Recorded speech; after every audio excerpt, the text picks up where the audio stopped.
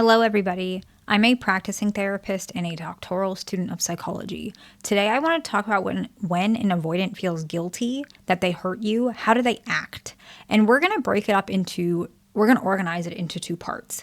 And I think anytime I make a video like this, I think it's imperative that I break it up into two parts because avoidants are different, right? But particularly if they're completely unhealed and unaware, and then one that's more on their healing journey.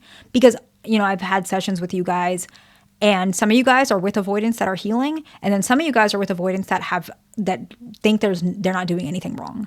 And so the mechanisms and the way they act is going to be actually incredibly different, even though they both are avoidantly attached. And this is for both dismissive and fearful avoidance. I will say with the fearful avoidance, most likely they're going to be leaning dismissive rather than anxious if they fit this category. And the first part is we're going to talk about unhealed avoidance, okay? So this is the most common stuff that I'm seeing when they feel guilty. And when I mean guilty, I mean it in a good way. They do want to do what's best for you and they do care about you, but they're still battling their own barriers and they're not really aware of some of this stuff. I think it's important to realize that both not healed, but healing and unhealed, they're not fully aware, but the unhealed one is almost like unaware to the point where if you pointed it out, they might deny it, which will confuse you. And so that's why this video is important, so at least you can understand what's happening, even if they're not ready to yet. And they avoid talking about the topic or gets irritated when you bring it up. This one is really common where you guys think, okay, my partner doesn't really like me. And of course, we can talk about the specifics in more detail if you want to book a session with me. That's pinned in the comments if you need something particular about your relationship, because I understand with the topic, it can be a little different. But more often than not, if it's a topic that you guys have been arguing about for a while, or you got hurt, or maybe you cried about it, or maybe you got angry and they saw that they kind of, to be honest, messed up a little bit, they can take some of that and be aware, okay, I know that I messed up, but I have this barrier inside where I feel like a failure. And so I'm going to shut off this topic so that feeling goes away. And so that's actually what's happening. It's really not about you. It's that feeling that they have, because what do they do with their feelings, especially if they're unhealed, which is the part we're on in the video? They avoid their feelings. And so they get irritated or they avoid talking about the topic for that reason. Same mechanism they do with pretty much everything.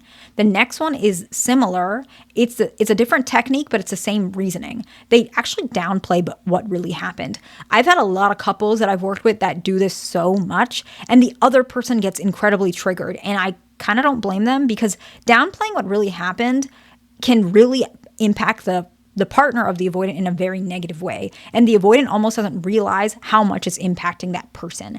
Because if you're downplaying it, the other person thinks, okay, am I making a too big deal? Do you not realize what happened? And it really escalates it. But it is important to realize they're not downplaying it to reject your idea of reality. They're downplaying it to avoid the feeling they're having. That might help you to navigate this. Not that it makes it any better, but just so that you yourself doesn't get worked up, because it's important for you to manage your own mental health as well. The next one is they make excuses why this has happened. I do not recommend anyone do this. Most of these things are really not healthy, but we're just talking about the psychology of why it happens. We're not going to sit around and police people and say what's wrong or right, at least not today. There is a time and space for that, though. There is definitely a time and space where we need to challenge these things, and we talk about it on this channel.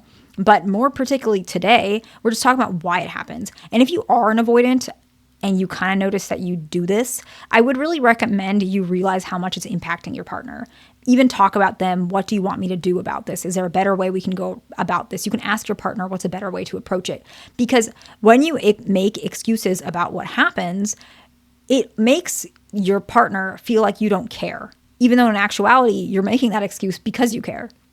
And when avoidants make excuses, it's not that they're trying to say that what happened is not valuable. The excuse can be valid, but they're just amplifying it because they're trying to avoid you kind of saying, no, it's your fault, you're a bad person, and then you leave them, right? That's a lot of their fears. And so an excuse could be like, maybe they didn't text you back and they did actually forget. Like maybe they told you they would text you after work and they forgot, like genuinely. But part of it is because they were busy. They might say, well, it's because I was busy. It's not really that I forgot. It's because I was busy. But in actuality, they could say, you're right. I did forget. It's because I was busy. And I hope that you can take it easy on me. I feel bad about it. But yeah, I did forget and I'm really sorry. You can still say the reason why without saying it's an excuse. It's just because I was busy. It's not really that I forgot. You're making a too big deal out of it. That's inappropriate. Avoidants do that though. And that's what I want you to understand. The next one is more common with fearful avoidants. Can happen with dismissive avoidance, but it's more common with fearful. They make promises. They make a promise to change and then they break it. And the reason why fearful avoidants do this more often is they get really anxious about the potential of you leaving them, that abandonment wound. And so they might say, I promise I'll change. And they mean it, but they're not ready yet, even though the commitment part of them kind of is, but they break it. And then you are more unhappy and they feel even more guilty. And the reason they make that promise is because they're sad that they hurt you and they also don't want to lose you. The reality is they might want to say it more like this, which they're not going to if they're unhealed, not yet. They might say, I really want to do that. I'm just not sure how to get there. I still want to be with you. I know it's unfair for me to ask this of you, but if you could just wait, I promise I'll work on it, right? Let's just say, for example, the issue is like intimacy in the bedroom. Really common with avoidance. So common. It's one of the most common issues that I see where the avoidant is shutting down intimacy. But it's not because of all of the things that you guys think it is. The avoidant doesn't think you're attractive. The avoidant doesn't like you. It's none of those things. If it's a female avoidant, what I see is that I can't talk about it too much, but like she gets really tense about it. And so the muscle tenses and it can actually be physically painful, right? There's a clinical word for it. And that happens. And so it even makes it harder for her to want that because she's remembering that. And then she feels like a failure because she can't understand why she can't make it easier for you to, mechanically do what you need to do. Can't say it on YouTube, but you understand that. And people think, oh, it's because she doesn't like me. That's not true. And for the male version, sometimes it's performance anxiety. Sometimes it feels like he's just not in that headspace. He doesn't feel good enough. He doesn't feel like he's whatever it is. And then he might make a promise. I'm going to change. I promise I'm going to change. When in actuality, he doesn't even know where to start. The genuine version, he could say, or she could say, is, I know this is an issue and I feel really guilty not giving you this. And I don't want you to leave, but if you want to, you can. But I really don't want you to. The reality is I want you to stay and I want you to trust that I'll change it someday. But see, that's really hard to say out loud because it's selfish. And so a lot of times they make that promise, but it gets broken. So that's what happens there. The next one is they try to change your mind about the reality of it. This is gaslighting, okay? And this is not very common. And it's more common with fearful avoidance, but it's really not that common at all. But it does happen. You can still be avoidantly attached and be abusive. You can still be anxious attached and be abusive. And so me saying this, like, it doesn't mean every single avoidant will do this, but unfortunately more mentally unstable, maybe with more personality disorder, they will do this. They'll try and change your mind about the reality. They will say, that's not what happened, or that's not what I remember, or you're changing the events. I remember it like this, and they might manipulate that, okay? The next one is if they feel really guilty about something, and this is common. It's not that common, but it's more common than the gaslighting one. They may break up with you. And this is challenging. And so what you can really do about these things is you can mention that you understand that they're guilty. You can say that I'm not that hurt, or I'm hurt, but I'm working on it, or I still trust you, or I believe that we can work it out. Allow them to see that there's still hope. That'll help them to not break up with you. Because a lot of times when avoidants break up at this particular juncture, it's because they feel like there's no hope. So let's talk about the healing avoidant, because that's really important. It's different, not the healing. But healed avoidance might do this as well, but it's definitely healing. Apologizes. The first one, right? A lot of avoidants they're not comfortable with apologizing, but if you're seeing that they apologize, like even once, really, there's a sign that they are healing and you can see they're guilty. The next one is that they actually explain what happened to add clarity, not to make an excuse. This is very important. I actually gave the example earlier. They can say, I was busy.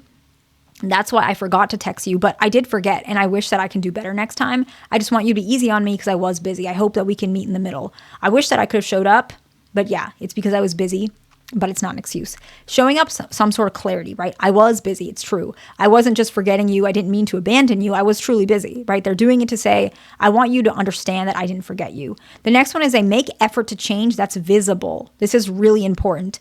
Visible is the most important because some avoidants, and I work with a lot of them, they'll say, I'm working on it. I'm working on it. And they are working on it, but it's not visible to their partner. And so him or her, the partner, is getting really anxious. What's going on? When is this going to happen? And so it's really nice to see that effort that's visible. Even the very next, let's say they don't compliment you. The very next day they start complimenting you. Even just a little bit more often, that's visible. It's obvious. The next one is asks for recognition on their improvement. This is really, really important because a lot of times avoidants have that failure wound. And so even them saying, which you might not understand if you're not avoidant, if you say something like, you didn't do A, B, and C, they can say, you're right, I didn't, but at least did you notice I did X, Y, and Z? It sounds like an excuse, but it's really important to realize that by saying, yes, I noticed you did X, Y, and Z, it helps them to not get into the mind space where they will break up because they feel like such a failure. Because as a lot of you guys know, failure is just a very deep wound and guilt can really drive them away. So I hope this video is helpful to somebody. Please like, subscribe. I'll see you in the next one.